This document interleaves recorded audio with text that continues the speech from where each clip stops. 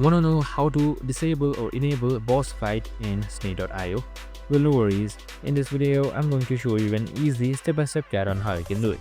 It's super simple and under a minute, so let's go straight to it.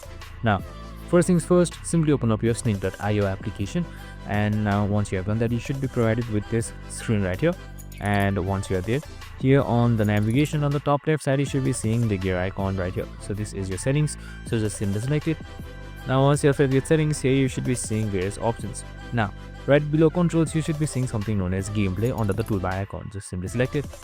And now once you have selected gameplay, here you should be seeing various options.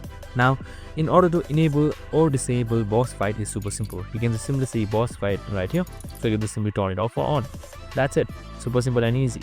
So this works the best in on-ranked mode or single player mode. So that's it. I hope this video helped. If it did, make sure to like, subscribe and tune in with us for more of these videos. See you in the next one.